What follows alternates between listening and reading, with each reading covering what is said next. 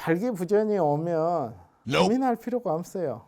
병원에 오게 되면 결국은 세아줘요. 어떤 일이 있든 세아줘요.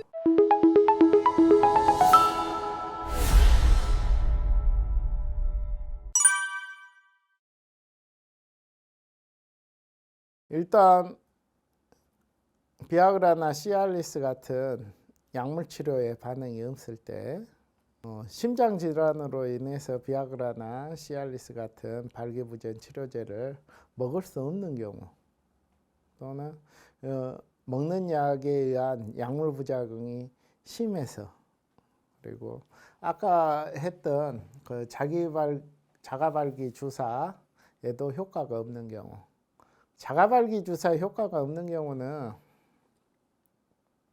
발기세포가 다 죽었다는 거죠.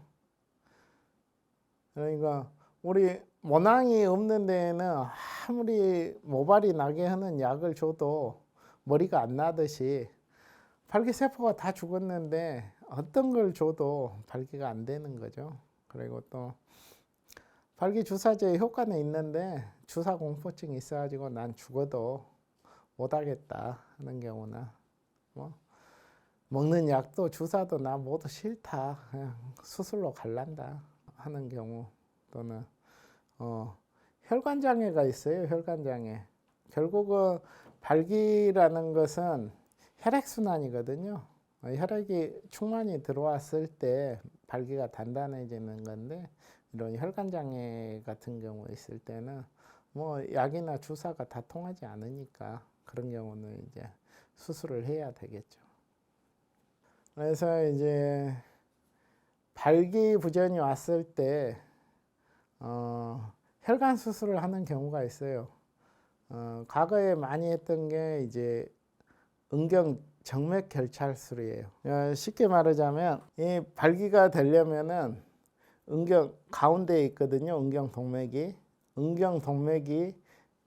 팽창을 하면서 혈액 공급이 충분히 되면서 이 두께랑 길이가 늘어나는 이 발기를 이루어지거든요. 그러면은 이 혈액이 들어와서 그대로 있어야 되는데 이게 빠져나가 버려요. 아무리 많이 들어와도 빠져버리면은 밑 빠진 독에 물 붓기잖아요. 절대 차지가 않잖아요. 그게 이제 은경 정맥으로 이 혈액이 누수가 생겨나는 거예요. 누수가 생겨나면 아무리 들어와도 발기가 안 되는 경우. 그래서 은경 전맥으로 혈액이 빠져나간다면 수술을 해야 되겠죠. 그래서 과거에 은경 정맥 결찰술을 많이 했었어요. 근데 지금은 많이 하지는 않아요.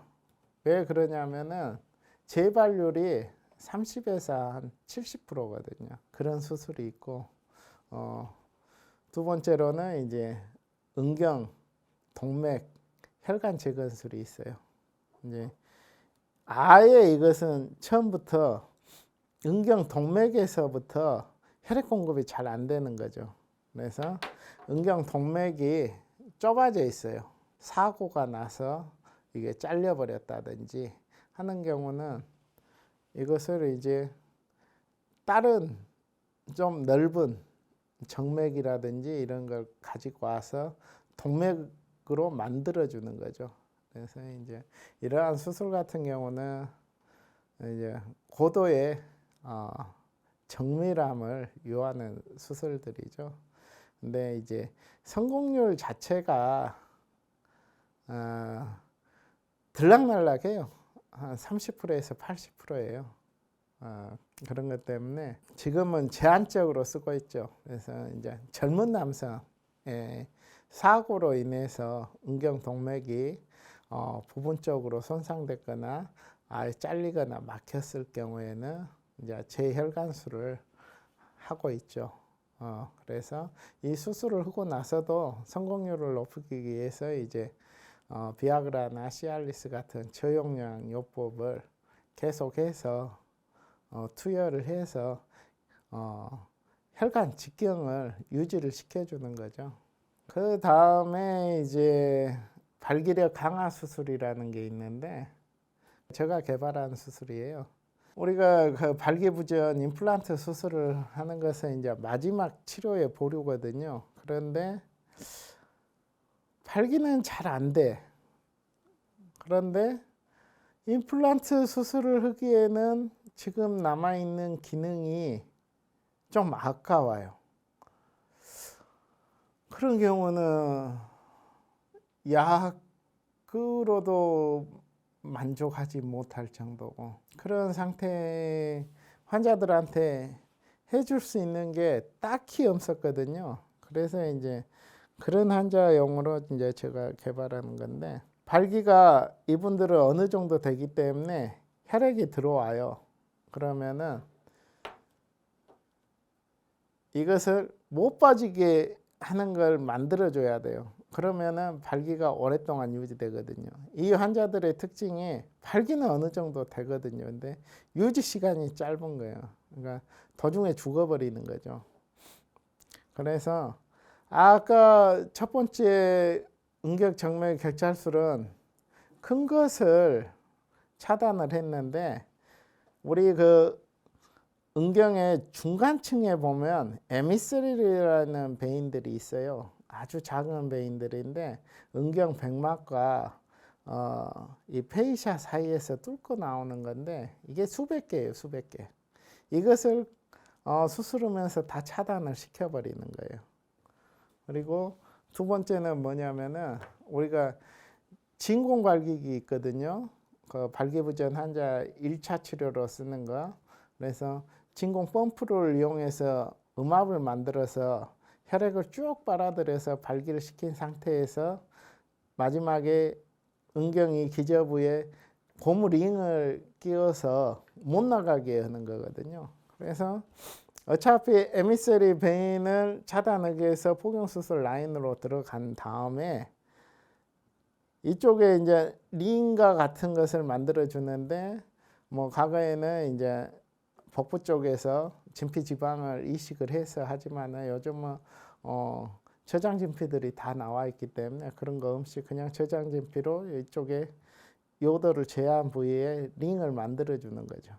그래서 이 수술을 하면은 발기가 어느 정도 기능이 있는데 도중에 쉽게 죽어버리는 환자들한테는 굉장히 효과적인 발기력 강화 수술이 된다는 거죠. 그래서 저 같은 경우는 이것을 이제 2010년도에 국제학회에서 발표를 했는데, 이런 방법들, 그러니까 마지막 수술인 응경 임플란트기에는 발기 기능이 어느 정도 아까운 분들한테 중간 단계에서는 할 수 있는 또 좋은 수술법이죠.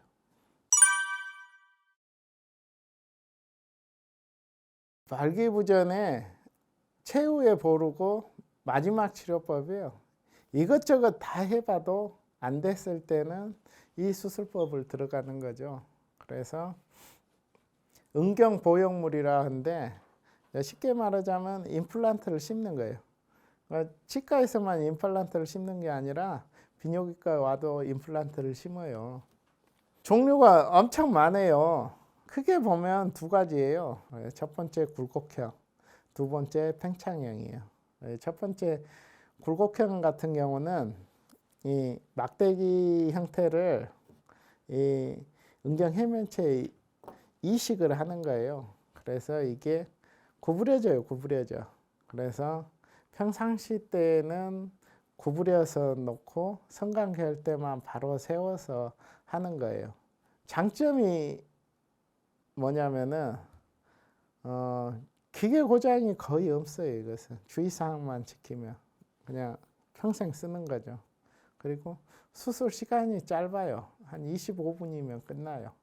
그리고 회복 기간도 빨라요.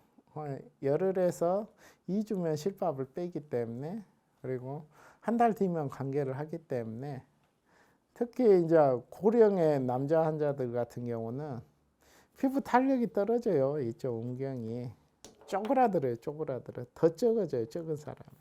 그런데 이런 막대기 형태로 하니까 잘 늘어나죠. 늘릴 수가 있어요. 그래서 고령의 남자한테는 아주 특화된 방법이죠. 두 번째로 이제 팽창형은 두 조각형도 있고 세 조각형도 있는데 결국은 가장 많이 쓰는 세 조각형을 보면은 세 개로 구분이 되어 있어요. 그래서 은경 해면체에 들어갈 실린지 두 개 하고 음낭 안에 펌프가 있어요. 펌프가 여기서 작동을 하는 거예요. 그리고 이 치골 상부 쪽으로 해서 골반 쪽에 들어갈 저장고가 있어요. 그래서 실린지, 펌프, 저장고 이 세 개를 연결을 해서 쓰는 거예요. 그래서 세 개가 따로따로 있는데 수술방에 들어가서 이 세 개를 다 여놓고 이제 한꺼번에 연결을 하는 거죠. 결국은 생리식염수로 발기를 하게 하는 거예요. 그러니까 이 저장고에 생리식염수가 담겨 있으면 여기서 펌프를 우리가 작동을 해요. 쫙쫙 이렇게 짜주면 이 저장고에 있는 물이 이쪽으로 들어가서 발기가 딱 되는 거예요. 그래서 성관계를 하고 나서 그 펌프 위에 장구 모양이 있어요. 그래서 장구 모양을 딱 잡아주면은 이제 물이 빠져나가요. 그래서 쫙 잡아주면은 이쪽 펌프를 통해서 저장고로 가서 발기가 해결되는 거예요. 그런데 이제 당뇨나 뭐 고혈압들 기저질환이 없는 젊은 남성들한테 많이 써요. 왜 그러냐면 기저질환이 있으면 이게 수술을 못 견디는 경우가 있어요. 이 큰 수술이기 때문에. 그리고 이제 시간이 지나면 결국은 기계가 고장이 나요. 그러면 이제 AS를 들어가야 돼서 이제 재수술을 해야 되니까. 그래서 기저질환이 많고 고령인 환자들은 이 수술을 못 견디죠. 5년 뒤에 10년 뒤에 되면 이제 체력이 고갈되니까 못 하는 거죠. 그래서 이런 장단점이 있어요. 그래서 이 굴곡형하고 평창형이 어떤 것이 더 좋다 이건 절대 단정할 수는 없어요. 그 사람이 갖고 있는 어떤 경제적인 능력, 비용이라든지 그리고 외성기 상태, 크고 적고 넓이가 있는가 그런 상태들, 그리고 기저질환들, 당뇨나 혈압 같은 게 있는가, 그리고 앞으로 어느 정도 쓸 것인가 이런 것들을 다 고려해서 해야 돼요. 그래가지고 충분히 상담 후에 본인한테 맞는 거 결정을 해서 해야 돼요. 그러니까